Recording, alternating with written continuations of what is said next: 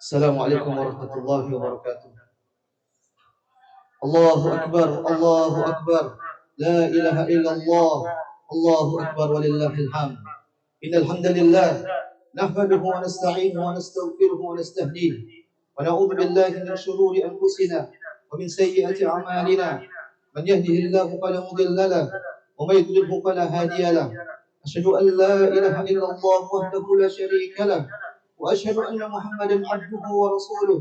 Qala Allahu azza wa jalla يا أيها الذين آمنوا اتقوا الله حق تقاته ولا تموتن إلا وأنتم مسلمون فإن أصدق الحديث كتاب الله وخير الهدى هدى محمد صلى الله عليه وسلم وشر الأمور محدثاتها فإن كل محدثة بدعة وكل بدعة ضلالة وكل ضلالة في النار. معاشر المسلمين أوصيكم ونفسي بتقوى الله فقد فاز المتقون. الله أكبر الله أكبر. La ilaha illallah. Allahu akbar, Allahu akbar walillahil hamd. Ma'asyiral muslimin, sidang salat Idul Adha yang semoga dirahmati oleh Allah Subhanahu wa taala. Sungguh tidak ada yang paling pantas untuk membasahi lisan-lisan kita dan juga tidak ada yang paling pantas untuk memenuhi hati-hati kita kecuali ucapan-ucapan pujian, rasa syukur kita kepada Allah Subhanahu wa taala atas segala nikmat yang telah Allah Subhanahu wa taala berikan kepada kita. Karena semua nikmat yang kita rasakan itu datang dari Allah Subhanahu wa taala. Allah Subhanahu wa taala berfirman, "Wa ma bikum min ni'matin fa min Allah." Dan tidaklah satu pun kenikmatan yang datang kepada kalian kecuali itu datang dari Allah Subhanahu wa taala. Allahu akbar, Allahu akbar. La ilaha illallah. Allahu akbar walillahil hamd. Ma'asyiral muslimin, jadi antara kenikmatan yang kita rasakan hari ini adalah kita bisa berjumpa dengan hari yang sangat agung ini, hari yang sangat mulia, hari yang paling mulia di sisi Allah Subhanahu wa taala di tanggal 10 Dzulhijjah. Dalam hadis Nabi sallallahu alaihi wasallam bersabda, "Inna a'dhamal ayyami 'inda Allah tabaraka wa ta'ala yaumul nahar." Sesungguhnya hari yang paling agung di sisi Allah Subhanahu wa taala adalah yaumul nahar, itu tanggal 10 Dzulhijjah. Dan ma'asyiral muslimin, hari ini pun juga salah satu hari dari dua hari raya yang telah ditetapkan oleh Allah Subhanahu wa taala sebagai hari raya kaum muslimin. Yang di mana hari ini kaum muslimin mengisinya dengan kebahagiaan, dengan kesenangan, dengan keceriaan, agar musuh-musuh Islam mengetahui bahwa Islam adalah agama yang longgar, agama yang memiliki kelapangan. Bahkan dalam hadis disebutkan bahwasanya Nabi SAW mengizinkan, membolehkan para sahabat untuk bermain-main di hari ini. Dalam hadis Nabi SAW menyebutkan, "Il'abu ya bani arfadah, ta'lam al-yahud wa nasara anna fi dinina qusha." Kata Nabi SAW, bermain-mainlah kalian wahai bani arfadah, agar orang-orang Asqani dan juga orang Yahudi mereka tahu bahwasanya agama kita pun memiliki kelonggaran. Ma'asyiral muslimin, sidang salat Idul Adha yang semoga dirahmati Allah Subhanahu wa taala. Pada hari ini di tanggal 10 Dzulhijjah dan 3 hari setelahnya, menurut pendapat yang rajih ma'asyiral muslimin, kita disyariatkan untuk menjalankan suatu ibadah yang sangat agung. Ibadah yang sangat dicintai oleh Allah Subhanahu wa taala, yaitu ibadah kurban. Hal ini berdasarkan firman Allah Subhanahu wa taala, "Fasholli li rabbika wanhar." Kata Allah Subhanahu wa taala, maka dirikanlah salat dan menyembelihlah. Kita baca buku-buku tafsir, maka banyak para ulama mereka menjelaskan maksud salat di situ adalah salat Idul Adha dan juga menyembelih maksudnya adalah menyembelih hewan kurban. Demikian juga dalam hadis disebutkan bahwa dari Anas bin Malik radhiyallahu taala anhu, dia menyatakan, "Dhahan Nabi sallallahu alaihi wasallam bi kabshayn amlahain aqranain." Disebutkan bahwa Nabi sallallahu alaihi wasallam menyembelih 2 ekor kambing warna hitam bercampur putih dan juga bertanduk. Dari hadis ini dan juga firman Allah tadi ma'asyiral muslimin, bahwasanya di hari ini kita disyariatkan oleh Allah Subhanahu wa taala untuk melakukan ibadah kurban. Dan ketahuilah, ibadah kurban bukannya hanya sekedar kita menyembelih sapi, kambing ataupun onta, atau hanya sekedar menumpahkan darah hewan-hewan tersebut. Namun para ulama menjelaskan bahwasanya di balik ibadah kurban banyak sekali hikmah yang bisa kita pelajari. Oleh karena sebagian ulama menyebutkan ibadah kurban atau Idul Adha adalah bagaikan sebuah madrasah. Kita bisa belajar di sana banyak pelajaran. Maka ma'asyiral muslimin, pada kesempatan khutbah kali ini saya ingin menyebutkan beberapa faedah, beberapa hikmah pelajaran yang bisa kita ambil dari ibadah Idul Adha atau ibadah kurban. Ma'asyiral muslimin, sedang keluar tahun yang semoga dirahmati Allah Subhanahu wa taala. Di antara pelajaran yang bisa kita ambil dari ibadah Idul Adha atau ibadah kurban, di dalam ibadah kurban ma'asyiral muslimin, kita belajar bagaimana mentauhidkan Allah Subhanahu wa taala. Ketahuilah, dalam Al-Quran Allah Subhanahu wa taala mengatakan kepada Nabi kita sallallahu alaihi wasallam, Qul inna salati wa nusuki wa mahyaya wa mamati lillahi rabbil alamin. Katakanlah wahai Muhammad, sesungguhnya salatku, sembelihanku, hidupku dan matiku hanya milik Allah Subhanahu wa taala, la syarikalah. Tidak ada syarikat bagi Allah Subhanahu wa taala. Ayat ini mengajarkan kepada kita ma'asyiral muslimin bahwasanya hendaknya seluruh ibadah kita tidaklah kita serahkan kecuali hanya kepada Allah Subhanahu wa taala. Demikian juga ibadah kurban. Ibadah kurban kita serahkan hanya kepada Allah Subhanahu wa taala. Tidak boleh kita menyembelih kepada selain Allah Subhanahu wa taala. Tidak boleh kita menyembelih kepada makhluk, kepada malaikat, kepada jin, bahkan kepada nabi tidak boleh. Karena Allah Subhanahu wa taala melaknat orang-orang yang menyembelih kepada selain Allah Subhanahu wa taala. Dalam hadis Nabi sallallahu alaihi wasallam bersabda, "La'anallahu man dzabaha li ghairillah." Allah Subhanahu wa taala melaknat orang-orang yang menyembelih untuk selain Allah Subhanahu wa taala. Maka ma'asyiral muslimin, dari pelajaran ini kita bisa mengambil pelajaran bahwa kita harus mentauhidkan Allah Subhanahu wa taala. Tidak boleh kita beribadah kepada selain Allah Subhanahu wa taala. Demikian juga tatkala kita menyembelih ma'asyiral muslimin, selain tujuan kita hanya kepada Allah Subhanahu wa taala, maka dalam ibadah tersebut kita pun harus ikhlas hanya kepada Allah Subhanahu wa taala. Jangan sampai ada sedikit ujub, ada sedikit riya dalam hati kita. Kenapa demikian ma'asyiral muslimin? Karena kalau kita ujub, kita riya, maka ibadah kurban kita tidak diterima oleh Allah Subhanahu wa taala. Karena Allah Subhanahu wa taala hanya menerima ibadah kurban yang ikhlas karena Allah Subhanahu wa taala. Allah Subhanahu wa taala berfirman, "La yanalallaha luhumuha wa la dima'uha, walakin yanaluhu taqwa minkum."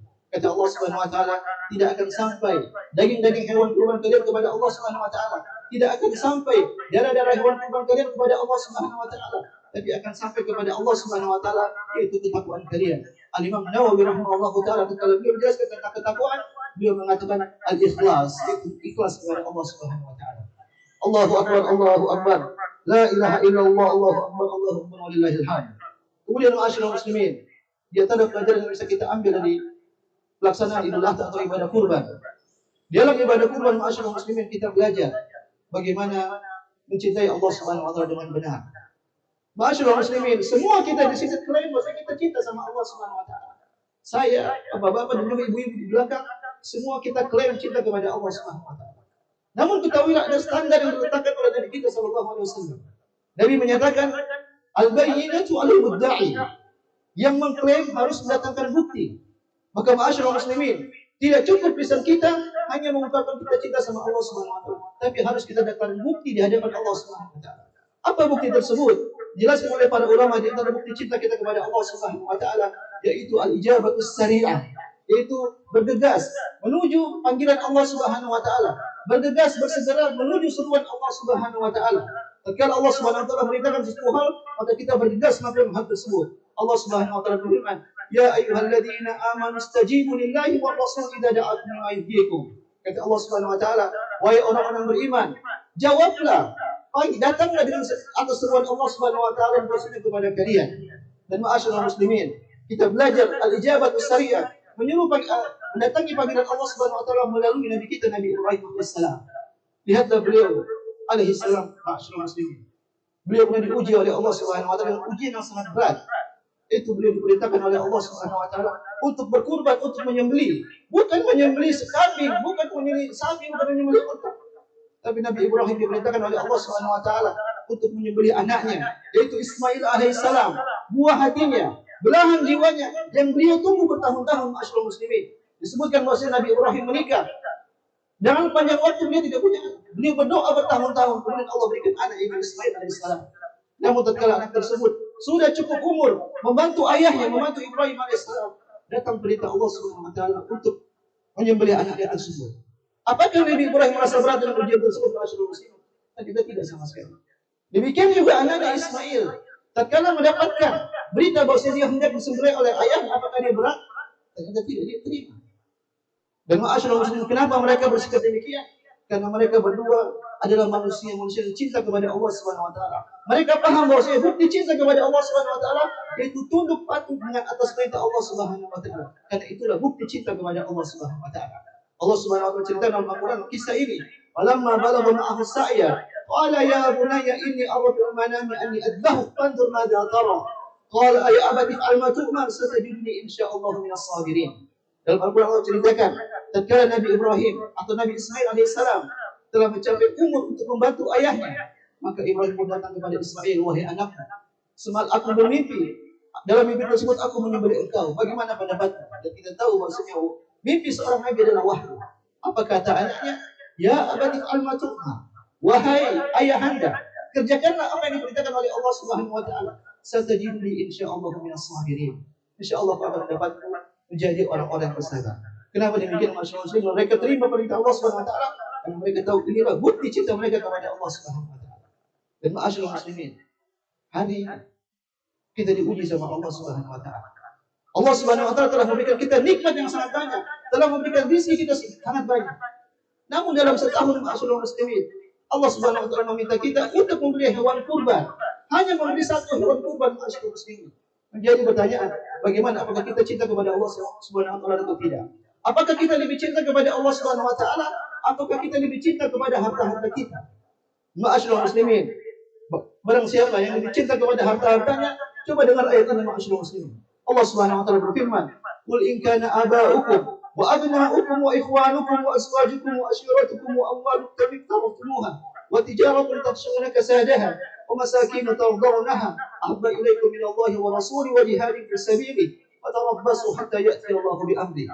Kata Allah Subhanahu wa taala, wahai Muhammad, katakan kepada mereka, kalaulah ayah-ayah kalian, anak-anak kalian, saudara-saudara kalian, istri-istri kalian, kerabat-kerabat kalian, harta-harta kalian, dan juga pedagangan-pedagangan kalian, dan juga rumah-rumah kalian, lebih kalian cintai daripada kecintaan kalian kepada Allah Subhanahu wa taala dan Rasulnya, dan juga berjihad di jalan Allah Subhanahu wa taala. Kata Allah, "Fatarabbasu hatta ya'ti Allah bi amri." Maka tunggulah sampai datang keputusan Allah Subhanahu wa taala. Para ulama telah mereka menjelaskan tersebut, maksudnya tunggulah hukuman dari Allah Subhanahu wa taala. Ma'asyiral muslimin, sidang salat Idul Adha yang semoga dirahmati oleh Allah Subhanahu wa taala. Kemudian di antara pelajaran yang bisa kita pelajari dari ibadah kurban, ma'asyiral muslimin, disebutkan oleh para ulama, yaitu dalam ibadah kurban kita belajar tentang solidaritas. Kita belajar dengan sikap peduli kepada sesama. Allah Subhanahu wa taala berfirman dalam Al-Qur'an berbicara tentang hewan kurban. Allah mengatakan, "Fakulu minha wa at'imul ba'isal faqir."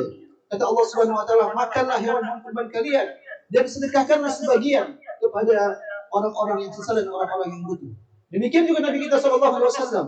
Beliau berbicara tentang hewan kurban, beliau mengatakan, "Kulu wa at'imu wa tasaddaqu wadakhir." Kata Nabi SAW, makanlah sebagian hewan kurban kalian, kemudian hadiahkan sebagiannya, kemudian berikanlah sedekah kepada orang-orang, dan juga simpan juga sebagian. Lihat masyarakat muslimin, dari perintah Allah Subhanahu wa taala juga Nabi SAW. Ternyata Allah dan Rasulnya tidak memerintahkan kita untuk makan sama dengan hewan kurban kita. Tapi Nabi SAW dan juga Allah Subhanahu wa taala memerintahkan kita untuk menyedekahkan sebagian dari hewan kurban kalian. Kata para ulama, di sini Allah Subhanahu wa taala dan juga Rasulnya mengajarkan kita masyarakat muslimin untuk sedekah, untuk solidaritas, dan juga untuk peduli kepada sesama. Karena kita tidak boleh menjadi orang-orang yang egois. Karena orang egois di Allah Subhanahu wa taala, orang yang hanya peduli untuk dirinya, bukanlah orang mukmin sejati. Orang mukmin sejati itu dia adalah orang yang memiliki sikap peduli kepada sesama. Bukankah Nabi SAW menyebutkan, khairun nas anfa'uhum linnas, sebaik-baik manusia adalah orang yang paling bermanfaat bagi orang lain. Dan dalam sebuah hadis Nabi SAW juga pernah bersabda, la yu'min. Kata Nabi SAW, la yu'min, laisa mu'min alladhi yasba wa jaruhu ja'i. Kata Nabi SAW, bukanlah seorang mu'min yang dia kenyang sedangkan tetangganya lapar. Maka masyarakat muslimin, ibadah kurban mengajarkan kita untuk peduli kepada sesama kita. Kemudian pelajaran berikutnya masyarakat muslimin bisa kita ambil dari pelajaran ibadah kurban. Disebutkan bahwasanya dalam ibadah kurban kita belajar untuk tidak menzalimi orang. Dalam sebuah hadis Nabi SAW bersabda, Inna Allah kataba al-insana ala kulli syai' fa idza qataltum fa asinu kitna wa idza dabahtum fa ahsinu tibha wal yuhidda ahadakum syafratahu wal yurid bihatahu. Kata Nabi SAW, sesungguhnya Allah Subhanahu wa taala telah menetapkan kebaikan kepada segala hal. Maka jika kalian hendak membunuh, maka bunuhlah dengan cara yang baik. Demikian juga tatkala kalian hendak menyembelih hewan kurban, maka sembelihlah dengan cara yang baik. Caranya dengan tenangkan hewan kalian dan tajamkanlah pisau kalian. Maka masyarakat muslimin, Nabi SAW mengajarkan kita untuk rahmat kepada hewan kurban kita. Bahkan dalam sebuah hadis, Nabi SAW pernah marah gara-gara melihat seorang dia menajamkan pisau di hadapan hewan kurban. Maka tatkala itu Nabi marah, Nabi menegur orang tersebut. Nabi menyebutkan, apalah qabla hada? Kenapa kau tidak tajamkan pisaumu sebelum ini? Aturidu an tumitaha mautatan? Apakah kau mau membunuh dia 2 kali? Kau bunuh hatinya dulu, habis itu kau bunuh jasadnya. Dari sini masyaallah muslimin kita belajar bahwasanya hanya dengan hewan saja kita tidak boleh zalim kepada mereka. Tidak boleh kita menyakiti mereka, tidak boleh kita zalim menyakiti hati batin mereka. Lantas bagaimana dengan manusia masyaallah muslimin? Binatang yang tidak punya akal kita bersyukur rahmat kepada mereka, tidak boleh zalim kepada mereka. Lantas bagaimana dengan manusia? Lantas bagaimana kalau kita menjatuhkan harta orang, mengambil harta orang, atau kita menjatuhkan harga diri orang, atau mungkin kita melupakan darah orang, maka ini sangat dilarang oleh syariat Islam. Berkaitan dalam hadis Nabi SAW pernah bersabda, Inna dima'akum wa amwalakum wa a'radakum haramun alaikum.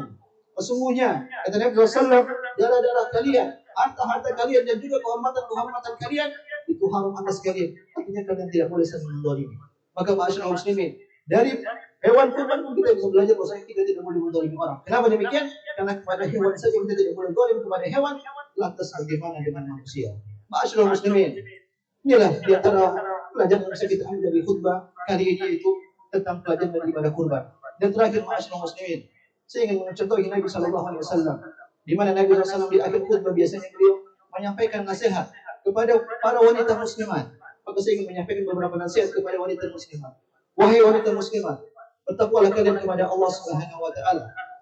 Dan kata para ulama menjelaskan bahwa di antara ketakwaan kepada Allah Subhanahu wa taala yaitu kalian harus taat kepada suami-suami kalian.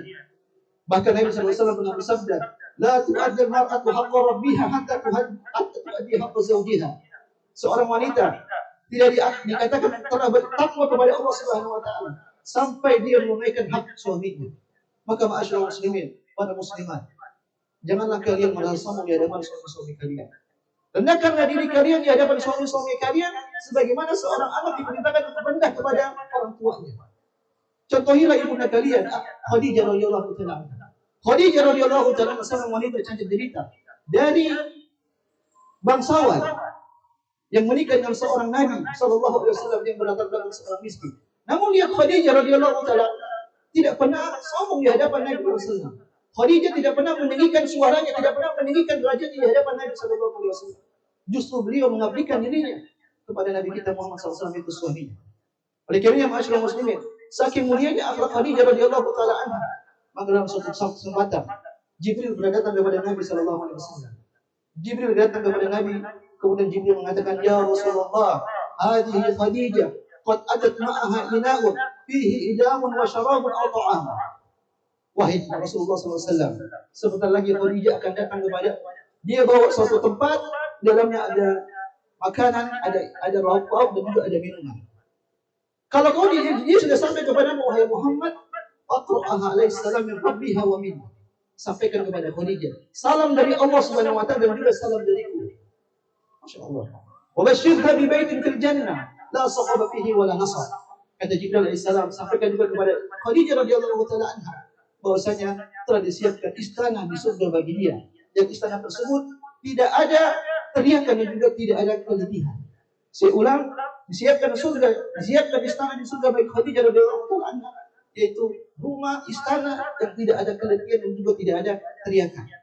Maka Ibnu Hajar rahimahullah taala, ketika beliau membahas hadis ini, beliau menyebutkan kenapa disebutkan di situ istana yang tidak teriakan dan juga tidak ada keletihan.